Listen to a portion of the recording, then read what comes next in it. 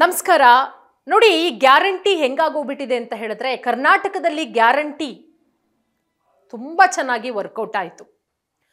ಕಾಂಗ್ರೆಸ್ ಸರ್ಕಾರ ಈ ಗ್ಯಾರಂಟಿಗಳನ್ನು ಘೋಷಣೆ ಮಾಡಿದ್ದೇ ತಡ ಅದ್ಭುತವಾದಂತಹ ಜಯ.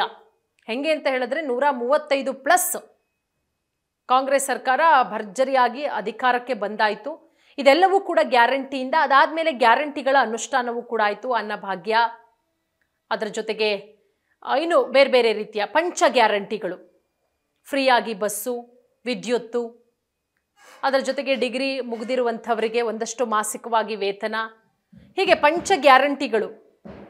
ಅದು ಈಗ ಕರ್ನಾಟಕದಲ್ಲಿ ಆದಮೇಲೆ ಬೇರೆ ಬೇರೆ ರಾಜ್ಯಗಳಲ್ಲಿ ಅದು ಬಳಕೆ ಆಗ್ತಾ ಇದೆ. ಬೇರೆ ಬೇರೆಯವರು ಅದನ್ನು ಬಳಸ್ಕೊಳ್ತಾ ಇದ್ದಾರೆ. ಬರೀ ಗ್ಯಾರಂಟಿ ಕಾಂಗ್ರೆಸ್ಗಷ್ಟೇ ಸೀಮಿತ ಆಗಿರೋದಲ್ಲ, BJPಯೂ ಕೂಡ ಗ್ಯಾರಂಟಿ ಹೆಸರಲ್ಲಿ ಅಧಿಕಾರಕ್ಕೆ ಬಂದಿದೆ.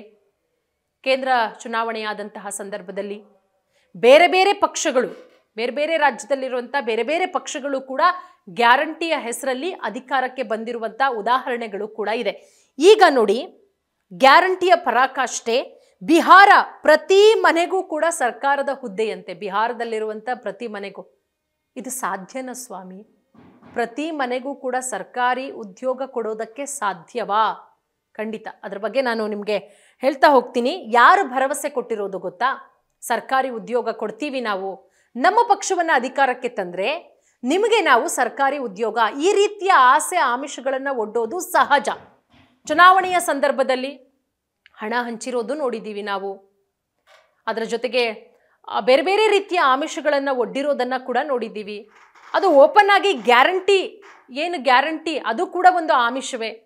ಸೊ ಜನರು ಗ್ಯಾರಂಟಿಗೆ ಮರುಳಾಗಿ ನಾವು ಯಾಕೆಕೋ ವೋಟ್ ಹಾಕಿದ್ವಿ ಅಂತ ಜನರು ಕೂಡ ಹೇಳಿದ್ದಾರೆ. ನಮಗೆ ಯಾವುದೇ ಗ್ಯಾರಂಟಿಗಳು ಬೇಡ, ನೀವು ಒಂದು ಕಡೆ ಕೊಟ್ಟುಬಿಟ್ಟು ಒಂದು ಕಡೆ ಕಿತ್ಕೊಳ್ಳೋ ಕೆಲಸ ಮಾಡ್ತಾ ಇದ್ದೀರಾ, ಹಾಗಾಗಿ ನಮಗೆ ಬೇಡ ನಿಮ್ಮ ಗ್ಯಾರಂಟಿಗಳು ಅಂತಲೂ ಹೇಳಿರೋರು ಇದ್ದಾರೆ.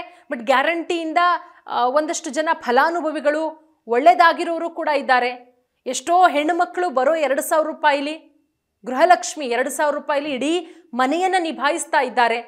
ಗೃಹ ಜ್ಯೋತಿ ಮನೆಯಲ್ಲಿ ಉಚಿತವಾಗಿ ವಿದ್ಯುತ್ ಬೆಳಗ್ತಾ ಇದೆ. ಎಷ್ಟೋ ಜನಕ್ಕೆ ಯೂಸ್ ಆಗಿದೆ, ನಾವಿಲ್ಲ ಅಂತ ಹೇಳ್ತಾ ಇಲ್ಲ. ಆದರೆ ಈ ರೀತಿ ಜನರನ್ನ ಆಮಿಷಕ್ಕೆ ಒಳಮಾಡಿ ಓಟ್ ಹಾಕಿಸ್ಕೊಳ್ಳೋದು ಸರಿನಾ ಅನ್ನುವಂತಹ ಪ್ರಶ್ನೆ ಅದು ಬೇರೆ ಬೇರೆ ರಾಜ್ಯಗಳಲ್ಲಿ ಅದು ಬಳಕೆ ಆಗ್ತಾ ಇದೆ. ನೋಡಿ, ಈಗ RJD ನೇತೃತ್ವದ ಇಂಡಿಯಾ ಕೂಟ ಈ ರೀತಿಯ ಭರವಸೆಯನ್ನು ಕೊಟ್ಟಿರೋದು ರಾಜಕೀಯವಾಗಿ ಅತ್ಯಂತ ಮಹತ್ವದ್ದಾಗಿದೆ. ಬಿಹಾರದ ವಿಧಾನಸಭಾ ಚುನಾವಣೆ ಇನ್ನೇನು ದಿನಗಣನೆ ಆರಂಭವಾಗಿರುವಂಥ ಹಿನ್ನೆಲೆಯಲ್ಲಿ ಒಂದಷ್ಟು ರಾಜಕೀಯ ಪಕ್ಷಗಳು ಭರವಸೆಗಳನ್ನು ಕೊಡ್ತಾ ಇದ್ದಾರೆ. ನಾ ಮುಂದು ತಾ ಮುಂದು. ಅವ್ರು ಈ ರೀತಿ ಕೊಟ್ರಾ, ಅವರು ಪಂಚ ಗ್ಯಾರಂಟಿ ಕೊಟ್ರಾ, ಅವರು 2,000 ಕೊಟ್ರಾ, ತಗೊಳ್ಳಿ ನಾವು ನಿಮಗೆ 4,000 ಕೊಡ್ತೀವಿ. ಅವ್ರು 10 kg ಅಕ್ಕಿ ಕೊಡ್ತೀನಿ ಅಂದ್ರ ನಾವು ನಿಮ್ಗೆ 20 kg ಕೊಡ್ತೀವಿ ಅಂತ ಹೇಳಿ. ಆದರೆ ಈಗ ಸರ್ಕಾರಿ ನೌಕರಿ ನೀಡಲಾಗತ್ತೆ.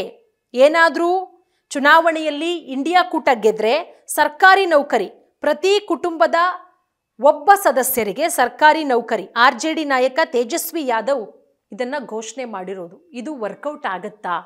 ಅದು ಸಾಧ್ಯನಾ? ಈಡೇರಿಸೋದಕ್ಕೆ ಸಾಧ್ಯನಾ? ನೋಡಿ, 2023ರ ಜನಗಣತಿಯ ಅನ್ವಯ ಬಿಹಾರದಲ್ಲಿ ಒಟ್ಟು 3 ಕೋಟಿ ಕುಟುಂಬಗಳಿರೋದು. ಈ ಪೈಕಿ 1 ಕೋಟಿ ಕುಟುಂಬಗಳಿಗೆ ಮಾಸಿಕ ಆದಾಯ 6,000ಗಿಂತಲೂ ಕೂಡ ಕಡಿಮೆ ಇದೆ. ಕಡು ಬಡತನದ ಕುಟುಂಬಗಳಿಗೆ ಉದ್ಯೋಗ ನೀಡೋದಕ್ಕೆ 1 ಕೋಟಿ ನೌಕರಿ ಬೇಕಾಗತ್ತೆ. ಇಷ್ಟೂ ನೌಕರಿಯನ್ನು ಸೃಷ್ಟಿಸಿ ಅಷ್ಟೂ ಜನಕ್ಕೆ ವೇತನ ಕೊಡೋದಕ್ಕೆ ಸಾಧ್ಯನಾ ಅನ್ನುವಂತಹ ಪ್ರಶ್ನೆಗಳು ಕೂಡ ಎದ್ದಿದೆ. ಚುನಾವಣೆ ಗೆಲ್ಲೋದಕ್ಕೆ NDA ಹಾಗೆ ಇಂಡಿಯಾ ನಡುವೆ ಭರವಸೆಗಳ ಭರಪೂರ ಪೈಪೋಟಿ. ಈ ಕಡೆ NDA ಕೂಡ ಕೊಡ್ತಾ ಇದೆ, ಈ ಕಡೆ ಇಂಡಿಯಾ ಕೂಟ ಕೂಡ ಭರವಸೆಗಳನ್ನು ಕೊಡ್ತಾ ಇದ್ದು, ಜನ ಅಂತೂ ಬುದ್ಧಿವಂತರಾಗಿ ಈ ಆಸೆ ಆಕಾಂಕ್ಷೆಗಳಿಗೆ, ಈ ಆಸೆ ಆಮಿಷಗಳಿಗೆ ಒಳಗಾಗಬೇಡಿ.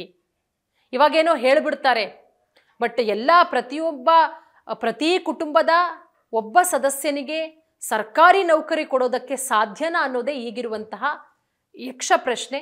ಸೊ ಅದನ್ನು ಯಾವ ರೀತಿ ಈಡೇರಿಸುತ್ತೆ ಗೆದ್ದಾದ ನಂತರ ಆ ಪಕ್ಷ, ನೋಡೋಣ ಮುಂದಿನ ದಿನಗಳಲ್ಲಿ ಏನಾಗಬಹುದು ಅಂತ.